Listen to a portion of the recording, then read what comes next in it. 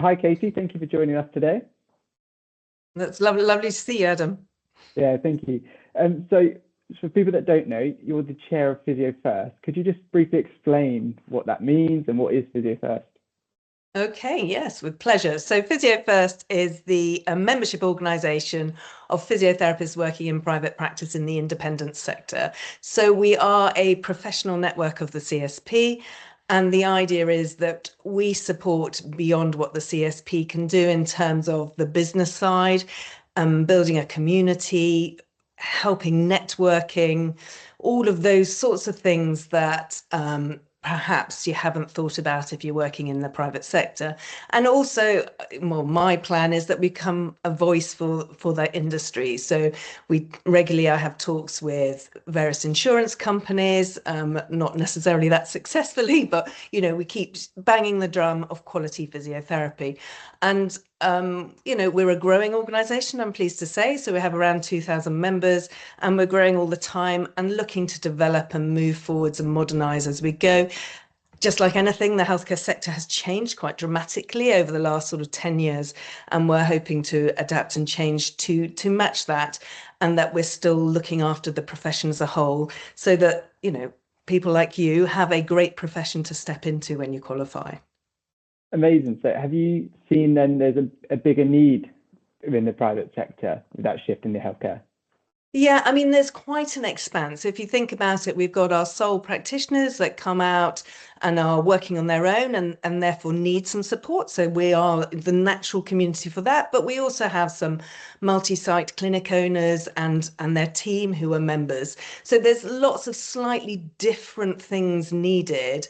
But we are a place that people can come with all those different needs, and we can do as much as possible to help guide and support.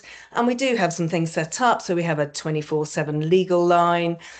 We have an office team who can answer usually most of the questions. If not, we have a group of volunteers and an exec. And we have strategic partners. So you can get some fantastic deals on software or some exclusive, like sort of 30 minutes consultation in with an HR company or a business person. So, we've got lots of things in place and are looking to develop further, but it has changed. There's a lot more private equity coming into the market. There's a lot more buying out, so people being actually employed, and it is changing, and we're looking at how we can adapt to that as we move along as well. Yeah, so you mentioned a few of the support options that you have for physios. Is there like a particular support that you find that is quite popular within Physio First? Well, we do monthly business webinars. So those are free and you just pop in. They will follow a theme, but it's also an opportunity for people just to voice any problems that they've got.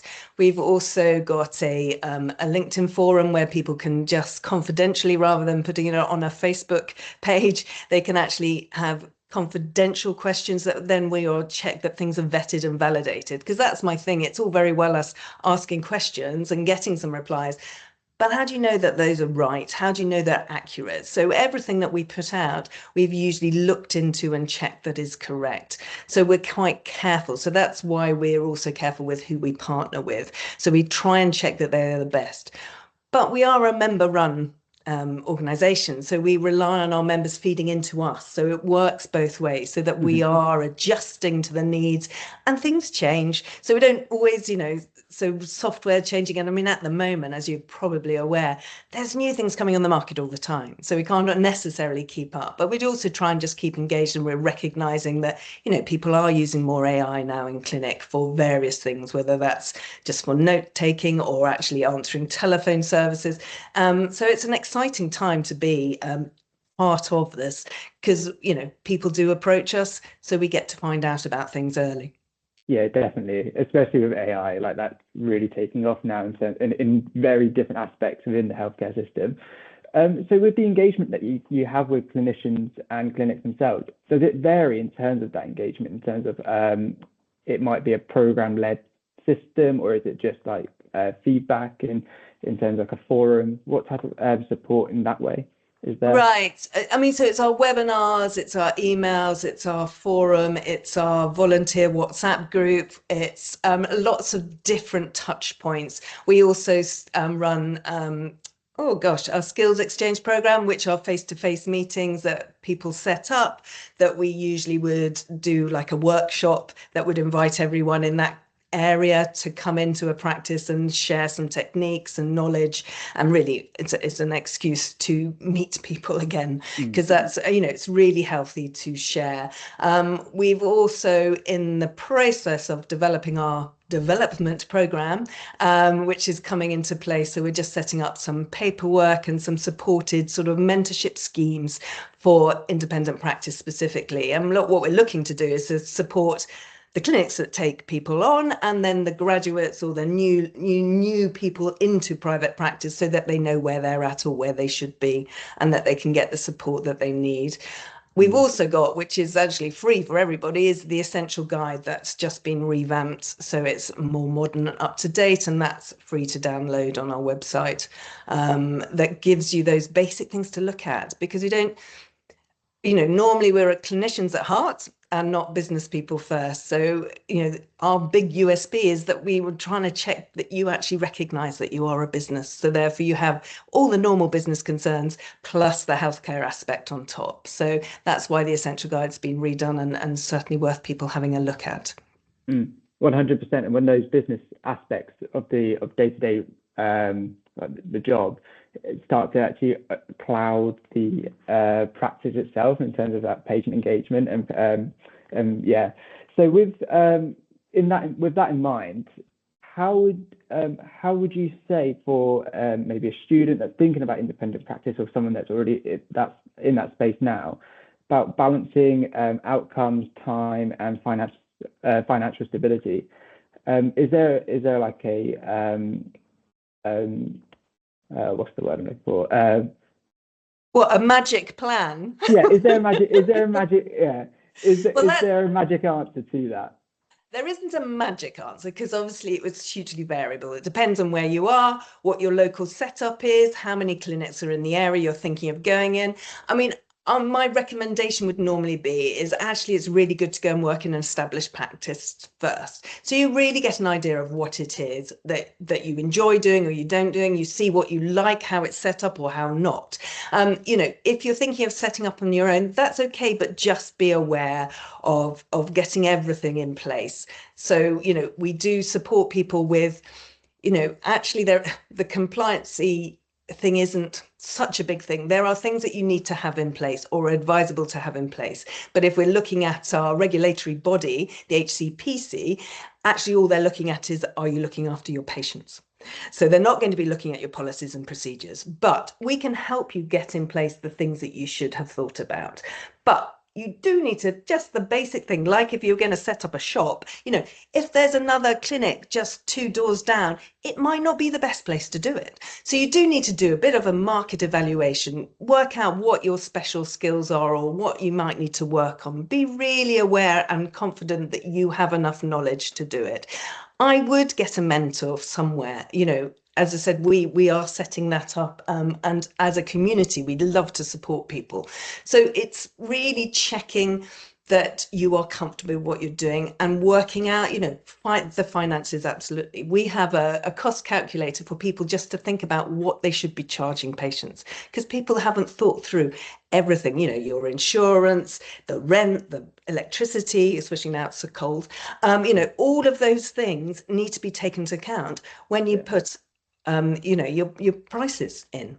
And actually, the other thing about physiotherapy is that people undersell, and it does our profession no good at all. So I was talking to someone who's saying, oh, well, I'm just going to, you know, I'm going to offer this for free because it's a pilot.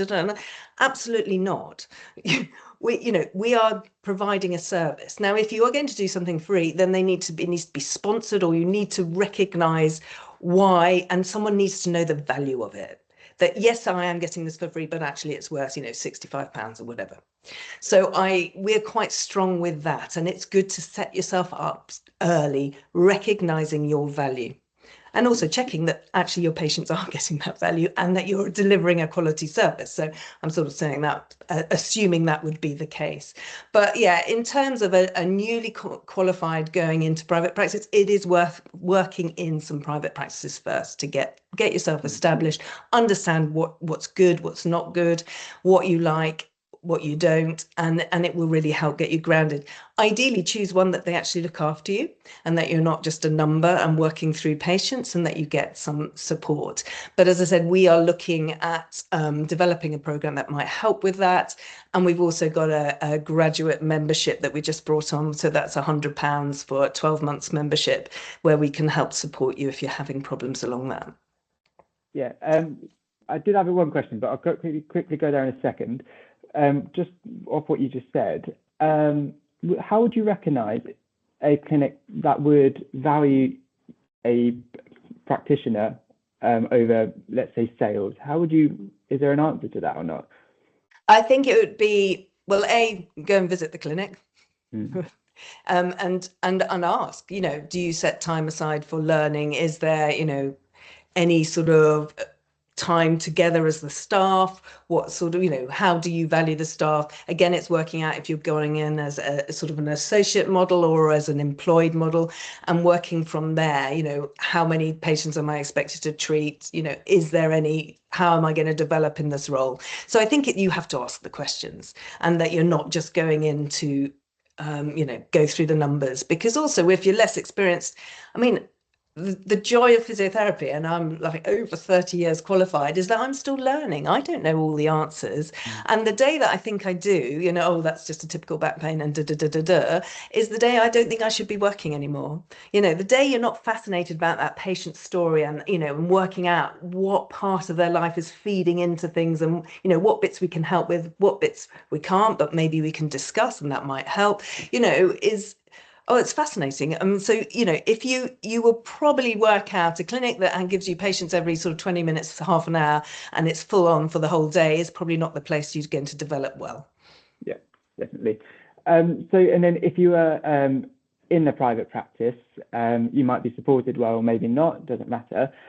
You have a goal in mind in terms of opening your own practice. You would recommend seeking that mentorship, maybe through Physio First, in terms of understanding when the right time is, when you're ready, and understanding what skill sets are needed before that. Is that right? You would recommend that?